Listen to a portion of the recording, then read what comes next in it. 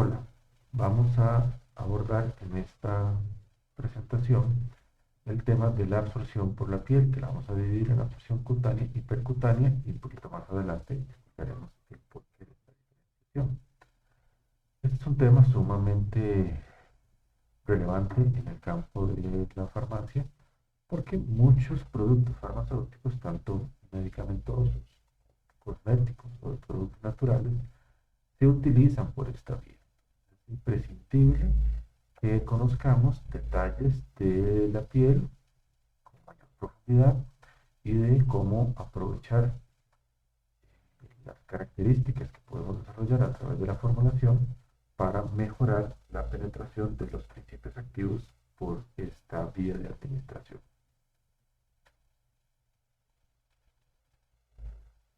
Es recordar rápidamente un poco de anatomía y fisiología de la piel, en el sentido de que vamos a considerar la piel como una frontera activa que sirve de barrera entre nuestro organismo, entre los diferentes organismos vivos, y el ambiente, que no solamente controla la pérdida de fluidos valiosos, por ejemplo, pero también evita la penetración de sustancias extrañas, conocidas, radiaciones, y actúa como un cojín frente a golpes mecánicos, pero que también regula la pérdida de calor y transmite los estímulos que le llegan desde el exterior.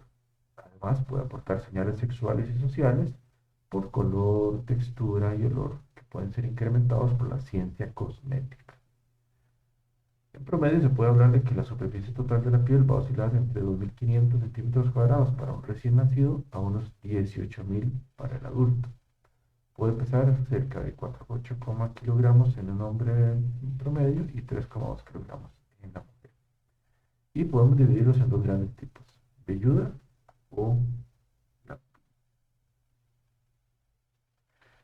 Y pues esto sería un corte anatómico, digamos, de la piel, donde nos muestra las tres capas principales en las que se divide para su estudio y que abordaremos a continuación. Ahora tenemos la epidermis, la dermis y el tejido subcutáneo. Entonces vamos a iniciar de la parte más externa hacia la más interna. Entonces la epidermis es, como ya lo mencionamos, ¿verdad?, la parte más externa de la piel, o el componente más externo de la piel, dentro de los tres que la componen, como epidermis, dermis y tejido subcutáneo. La epidermis tiene aproximadamente un espesor de 100 micrómetros y está formada principalmente por células vivas, las cuales van sufriendo el proceso de queratinización. La epidermis podemos dividirla en las siguientes capas: la capa basal o germinativa o el estrato basal, el estrato espinoso, el estrato granuloso, el estrato lúcido y la más externa, el estrato córneo. Esta capa córnea o estrato córneo es la capa exterior de la epidermis, es lo que llamaríamos el cutis superficial. Consta de una parte dura que presenta alrededor de 15 a 20 capas de células. Estas células, córneas o corneocitos, están unidas entre sí por unas estructuras de naturaleza proteica que se conocen como desmosomas. Entre las células podríamos encontrar los llamados lípidos epidérmicos, que vienen a rellenar los espacios intercelulares, y esto le da una gran estabilidad a la capa córnea. Por lo tanto, estos lípidos vienen a constituir una barrera crítica de permeabilidad de la capa córnea. Entonces, la regulación del contenido de agua y la retención de la humedad son sus funciones más importantes, porque la elasticidad de la piel, como un órgano completo, depende del contenido acuoso en el mismo.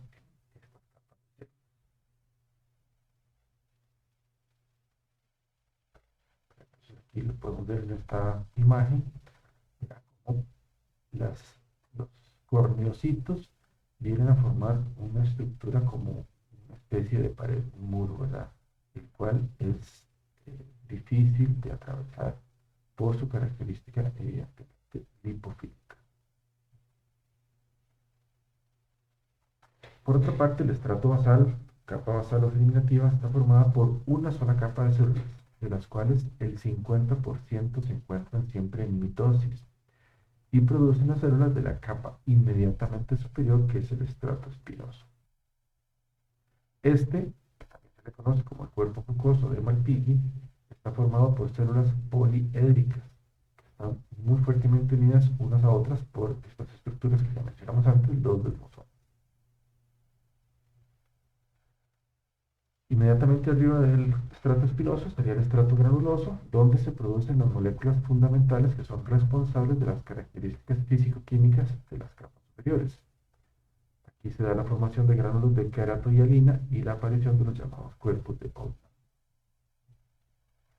Y el estrato lúcido se le llama capa lúcida porque es muy refractante frente a la luz. Las células aquí están fuertemente planadas y cementadas, o sea, unidas entre sí, por la interacción entre ceramidas, ácidos grasos y colesterol, evidentemente esto lipídica, con las proteínas, especialmente la queratina, que se van formando durante el proceso de cornificación. Y en esta capa los límites entre las células ya no son visibles. Entonces, en esta imagen podemos ver esta descripción que hicimos anteriormente de las diferentes capas. Entonces, por decirlo de otra manera, las células van modificándose conforme van ascendiendo, hasta llegar a formar los corneocitos en el estrato córneo.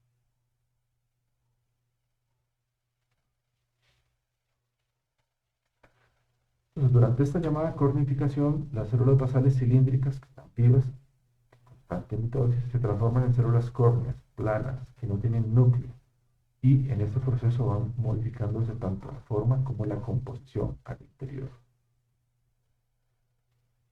En este proceso, las células atraviesan lo que se conoce como la zona barrera, que es la zona fronteriza entre la capa cutánea superficial viva y la capa córnea, al tiempo que van depositando lípidos epidérmicos. La epidermis, o sea, el cutis superficial, se renueva mediante una continua reproducción, cornificación y descamación de la pérdida de las células superiores muertas. Este es un desprendimiento mecánico del nivel superior de células córneas que, en promedio, ocurre cada 28 días.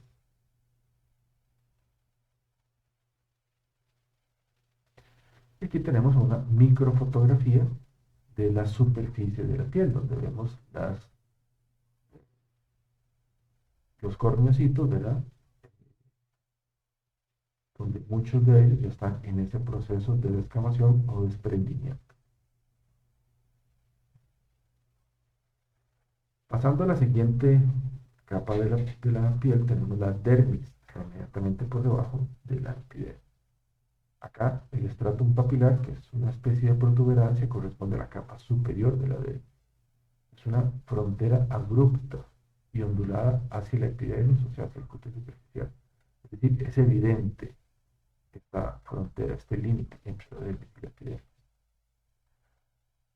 El que la estructura sea ondulada hace que la superficie de contacto con la epidermis sea mayor y así entonces se puede asegurar un suministro óptimo de los nutrientes de los epitelios inferiores de la epidermis, o sea, de las células basales, a través de todos los vasos sanguíneos que atraviesan la red.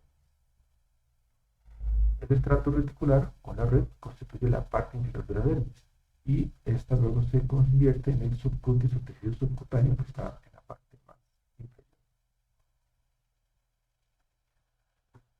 Entonces, acá tendríamos esta parte de arriba, sería la epidermis, y aquí vemos la frontera del estrato papilar.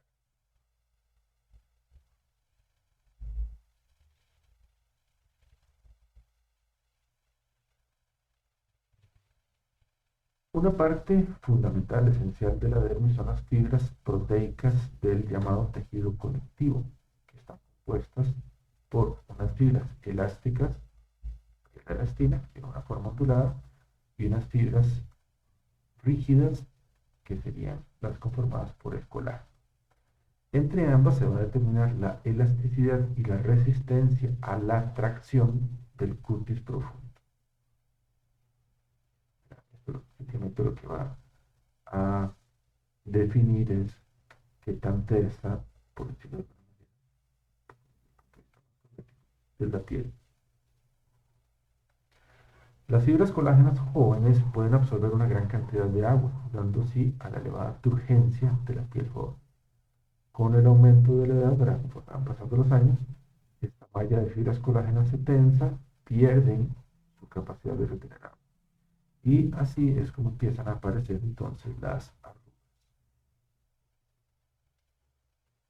Entonces aquí en esta microfotografía podemos ver las fibras del tejido conectivo. Esta red dérmica de fibras contienen además polisacáridos, específicamente mucopolisacáridos, que con ayuda de la fibroconectina, que viene a ser una especie de pegamento, unen esa estructura proteica del tejido conectivo de la elastina del colágeno, dando lugar a esa capacidad de absorber agua para estas estructuras. Acá entonces los ácidos hialurónicos son los encargados de esta función de retener agua en el tejido conectivo. Específicamente con respecto a estas fibras de colágeno, únicamente se renuevan en caso de extrema necesidad, como pueden ser algunas lesiones de la piel. Caso contrario, no hay renovación del colágeno. Otros componentes que podemos encontrar en la dermis se encuentran entre ellos los fibroblastos, mastocitos y una gran cantidad de vasos sanguíneos y linfáticos, además de terminaciones nerviosas y los receptores del frío, del calor, así como del sentido del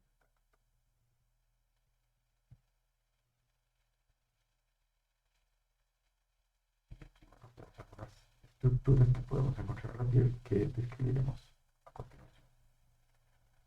La última capa de la piel pues viene a ser el llamado subcutis o tejido subcutáneo, que es un tejido adiposo que se encuentra debajo de las capas superiores. Se compone de un sistema de cámaras de tejido conectivo rellenas de células adiposas o adipocitos que tienen una función de almacenamiento de energía.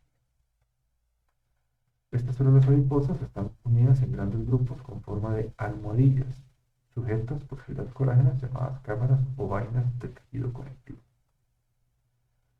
El subcutis además se encuentra atravesado y irrigado por numerosos vasos sanguíneos y es el responsable del aislamiento del cuerpo frente a condiciones externas como la temperatura, frío o calor y la amortiguación de los golpes.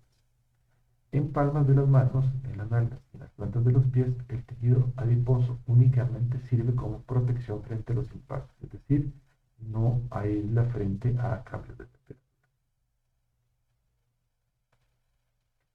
Y nuevamente una imagen de esta porción de la piel. Además de estas tres capas que hemos descrito, en la piel podemos encontrar los llamados anexos cutáneos. Entre los que encontramos los principales y abundantes, uñas, los pelos o vellos y las glándulas. Todos ellos se originan en invaginaciones que van desde la epidermis hasta la dermis.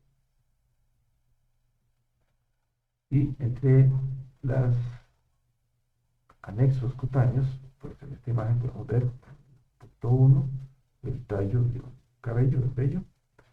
El 2 corresponde a la glándula sebácea, que normalmente van asociados a los cabellos. 3 sería el bulbo piloso, 4 la papila pilosa, y aquí tenemos una glándula sudorípara. Entonces, entre las numerosas glándulas que podemos encontrar en la piel, principalmente tenemos las sudoríperas, las odoríferas, las sebáceas y las mamarias. Las sebáceas están casi siempre alineadas a los folículos, como ya dijimos. Sus secreciones ricas en lípidos y puede alcanzar la superficie cutánea. El tamaño de las glándulas sebáceas y su secreción va a variar en función de la zona corporal. En la cara vamos a encontrar glándulas sebáceas de mayor tamaño a las que encontraríamos en brazos y piernas. Y un importante factor que influye en la actividad de las glándulas sebáceas son los andrógenos, y aquí también una relación con anormalidades en las secreciones de estas glándulas que en muchos casos están asociados con la generación de acné.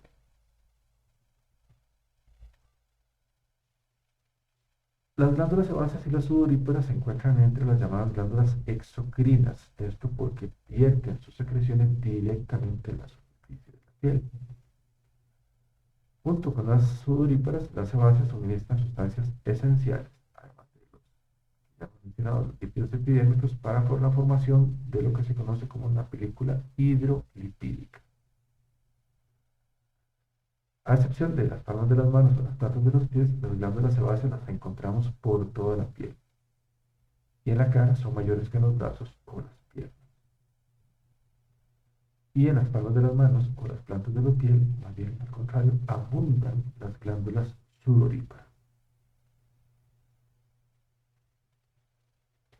Y aquí lo que podemos observar es una microfotografía, ¿verdad?, de la superficie de la piel con secreciones de este tipo de glándulas. Con respecto a las uñas, estas son placas córneas que están firmemente ancladas. Presentan un grosor de cerca de 0,5 milímetros. Se componen de un borde anterior que es libre y el cuerpo de la uña y la raíz, siendo esta última insertada en una invaginación de la piel. En el caso de los pelos se distingue el tallo que sobresale de la piel y la raíz o bulbo piloso, el cual se encuentra en la papila pilosa de la dermis. Es el responsable de la formación y el crecimiento del pelo. La raíz del pelo está revestida hacia afuera por el folículo piloso, el cual, como ya dijimos, normalmente está comunicado con una glándula sebácea. Y aquí, pues, una fotografía del cabello que sobresale a la superficie de la piel. Considerando ahora la piel como un órgano, vamos a ver que desempeña muchas funciones de alta importancia. Entre las principales, nos va a proteger frente a la penetración de sustancias nocivas, reduce la pérdida de agua y participa en la termorregulación. Además, ya lo hemos adelantado, el sudor y el sebo generan una película superficial que presenta las características ligeramente ácida, lubricante y que repele las bacterias y ayuda a mantener la piel suave y flexible. Esta pH ácido en la piel no solo es importante en la formación de esta capa ácida protectora, sino que esta leve acidez tiene una importancia con miras a otras funciones biológicas. Por ejemplo, la formación de la barrera cutánea, el desprendimiento fisiológico de las células córneas o la descamación cutánea, como el restablecimiento de la capa córnea tras una lesión, exige la presencia de un pH ácido. Esto cataliza estos procesos, el pH ligeramente ácido. Entonces, esta película hidrolipídica, que quiere hacer una emulsión de agua y grasas, tiene como función principal ser defensa frente a bacterias y hongos. Y como ya adelantamos, mantiene flexible la superficie de la piel. Una piel sana va a presentar un equilibrio perfecto entre la grasa y la humedad. Esta película hidrolipídica va a variar en cantidad y composición dependiendo, entre otros factores, de la zona corporal y de factores exógenos como la hora del día, la estación del año, la humedad ambiental, la alimentación, el estrés y la enfermedad. Ya lo mencionamos, tiene una función defensa frente a intrusos, mantiene la elasticidad y debido a la proporción de componentes ligeramente ácidos como ácido láctico y algunos aminoácidos, la parte hidrofílica de esta película hidrolipídica constituye lo que se conoce como el manto ácido protector. Entrando ahora sí a lo que más nos interesa del tema, ¿verdad?, a lo que queremos darle más énfasis, que es la absorción, le hemos llamado cutáneo y percutáneo. Entonces, tipos, que está con respecto al tipo de penetración del compuesto químico de interés. Hablamos de absorción cutánea cuando queremos relacionar esto con un efecto sistémico, es decir, general. Mientras que hablamos de absorción percutánea cuando queremos relacionarlo con un efecto local, pero que además podría ser sistémico.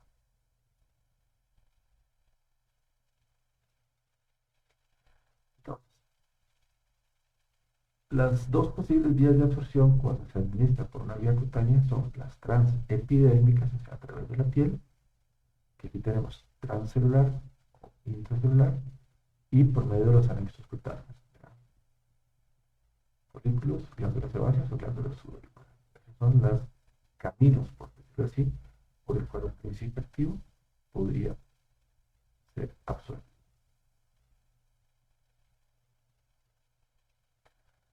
Entonces aquí los podemos ver de una manera de imagen, ¿verdad?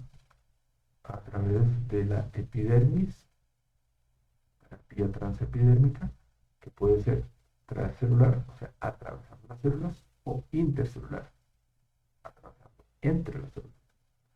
Luego puede ser por los anexos cutáneos, ¿verdad? Por ejemplo, por medio del folículo sebáceo o por medio de la glándula sudorípara. Son los caminos que puede seguir un principio activo, un compuesto químico, en su absorción a través de la piel. Y en esta imagen, pues resumimos varias posibilidades. Supongamos que aplicamos un medicamento por vía tópica. Eso se aplica directamente sobre el estrato cuerpo. Entonces, ¿cuáles son las posibilidades? Bueno, que esa forma farmacéutica permanezca en la superficie. Es decir, que no haya penetración. ¿De qué estamos hablando acá? Bueno, de este tipo de productos. Productos de barrera como bloqueadores solares, repelentes de insectos o cosméticos. Su función será a nivel superficial. Puede ser que tras esta aplicación tópica, la formulación se dirija a los apéndices o anexos cutáneos.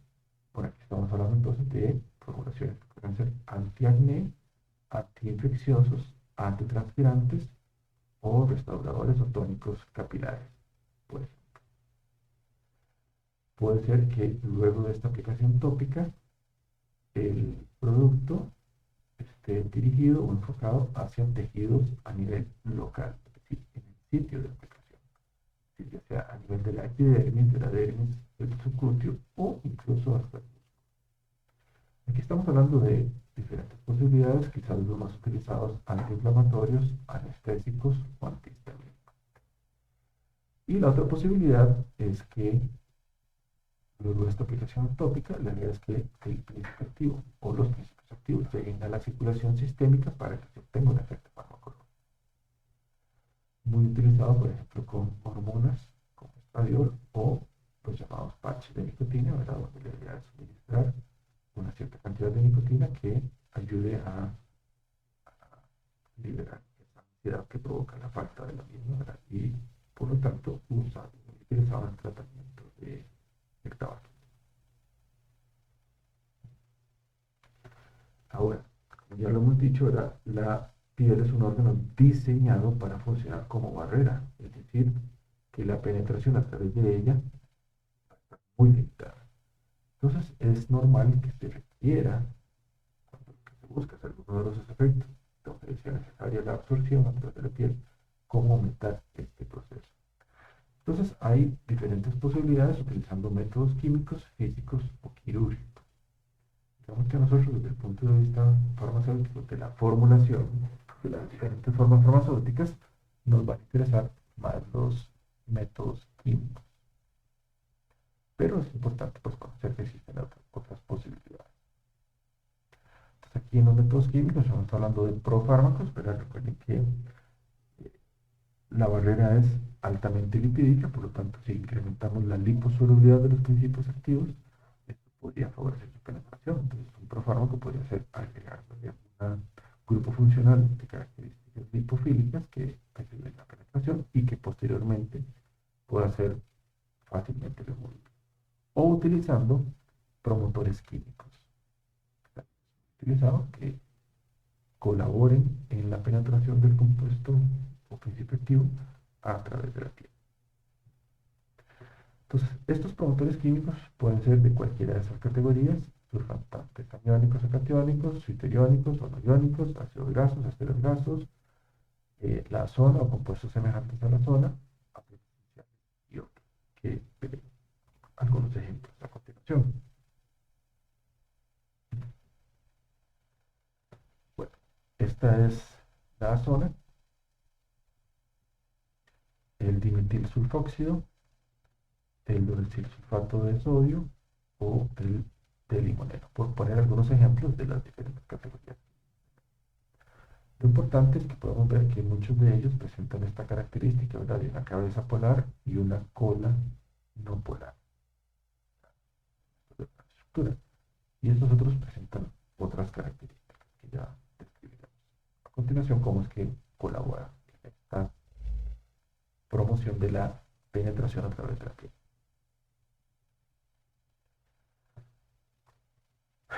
Bueno, en este aspecto aquí en esta figura lo que podemos ver es una representación esquemática de la interacción de estos promotores como la zona o el dimetilsulfóxido con los lípidos intercelulares, perdón, en el estrato corto. Entonces, aquí tenemos estos lípidos intercelulares con un orden relativo, ¿verdad? Las cabezas polares y las regiones lipídicas. Entonces, entre las cabezas polares es donde podrían estar las regiones acuosas. Muy bien, ¿qué es lo que hace la zona? La zona se inserta entre las capas lipídicas, provocando una distorsión, un distanciamiento entre estas capas. Eso le da un poco más de fluidez a la estructura y que eventualmente algún compuesto podría aprovechar para que en ese mayor espacio atravesar. En el caso del dimetilsulfóxido, al contrario, se concentra o se orienta hacia las regiones acuosas, provocando un incremento del volumen de estas regiones acuosas, lo cual también provoca una distorsión en el orden que podríamos ver acá, favoreciendo el paso de moléculas hidrofílicas por estas regiones acuosas. Digamos así, en el caso de estos dos. Acá tenemos otra visión, ¿verdad? El orden normalmente en las regiones de las cadenas lipofílicas inalteradas, por decirlo así, y qué sucede cuando se agregan, por ejemplo, ácidos grasos con la misma zona. Bueno, vemos que al no ser cadenas lineales completamente, si queremos verlo desde esa perspectiva, o con un cierto grado de homogeneidad, entonces provocan espacios libres en las regiones lipofílicas, lo cual incrementa la fluidez de esta región lipofílica. O en el caso de otros tipos de compuestos, ¿verdad? Con cargas positivas o negativas, pueden provocar interacciones electrostáticas en las cabezas polares de las regiones hidrofílicas, lo cual también incrementa el espacio entre estas estructuras, incrementando la fluidez de estas regiones y favoreciendo entonces el paso de moléculas a través de ellas. Entonces, ¿cuál sería el efecto, por ejemplo, de algunos vehículos en las estructuras del estrato corto? Bueno, agua. ¿Cómo se puede incrementar o la presencia de agua en el estrato corto? Bueno, utilizando agentes oclusivos, es decir, que tapen, que ocluyan la piel. ¿Qué provoca esta oclusión? Un incremento de la hidratación. Entonces, el incremento en la localización de agua y el hinchamiento de las regiones intracelulares de queratina, los cronocitos, pueden crear caminos polares. El agua no puede salir porque está ocluida, el agua no puede salir, se acumula en esta región, entonces esto provoca mayor distancias entre las capas, favoreciendo estos caminos polares para las moléculas. ¿Qué sucede cuando se usan solventes cáusticos, como ácidos o fenoles? Bueno, aquí hay un rompimiento de las estructuras. Recuerden que mantienen unidas los corneocitos, que son los dermosomas, tienen características proteicas. Entonces, al romperse eso, hay disrupción en la organización intercelular, provocando hinchamiento de esos campos y creando caminos polares que pueden aprovechar los compuestos hidrofílicos.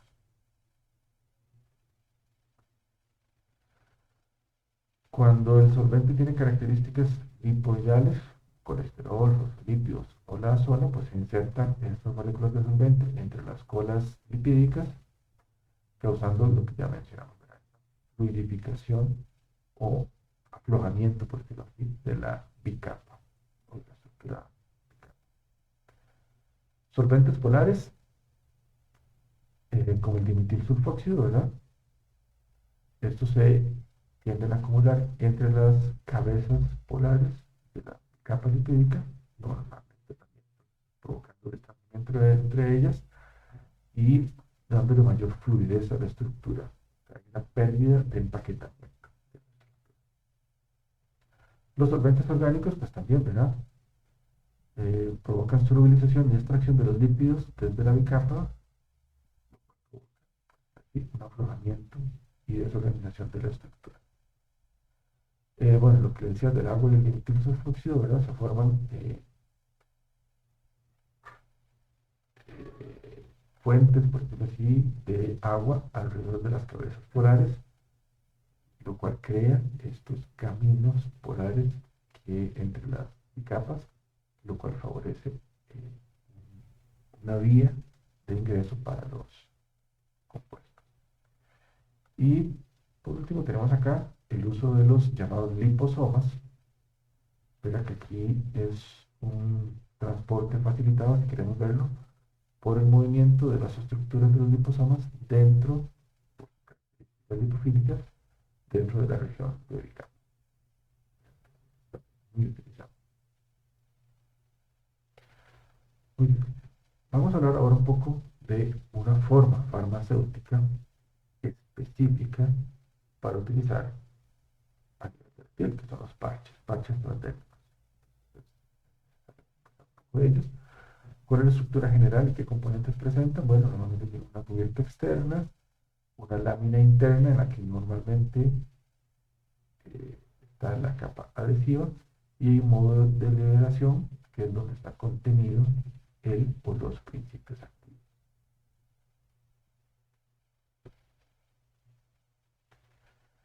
Podemos decir que entonces en los parches transdérmicos hay dos grandes tipos. El llamado reservorio, que es como que hay un espacio físico en el cual se incorpora el principio activo, o el tipo matricial, ¿verdad? Donde no es que hay un espacio, sino dentro de una matriz está incorporado el principio activo y luego se libera. Entonces, aquí es como funciona, ¿verdad? Está el compartimiento del fármaco, que ya dijimos, puede ser un compartimiento específico, simplemente está contenido en una matriz, un gel o lo que sea que contiene el principio activo. Está el soporte y la lámina protectora que contiene el adhesivo de contacto que hace que se adhiera a la piel. Y luego, por un proceso de transferencia, ¿verdad? Debido a la solubilidad de los principios activos, es que pasa a la piel y dependiendo de las características de esta formulación, pues será más o menos profundo. Y un par de ejemplos, ¿verdad? De parches que se han comercializado. Ejemplos, ¿verdad? Este que fue un anticonceptivo transdérmico o un antiinflamatorio analgésico.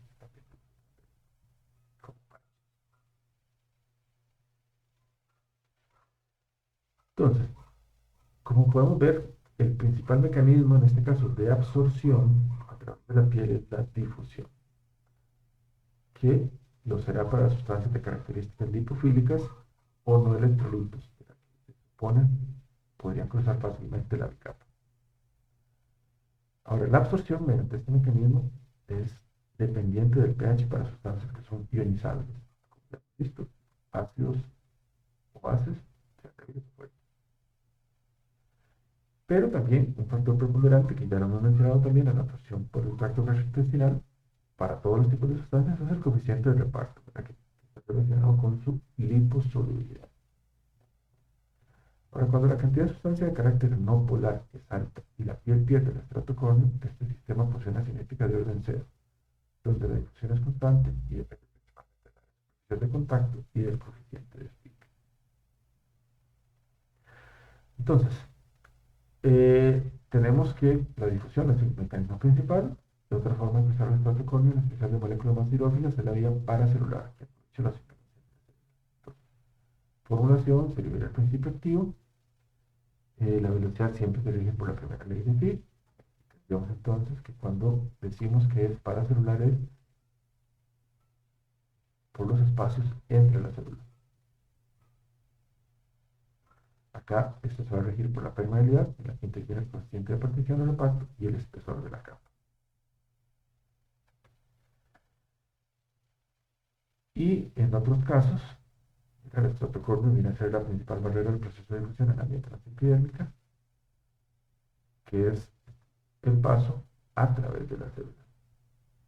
También se rige por la permeabilidad en la que integra el coeficiente de partición o reparto y el espesor de la capa.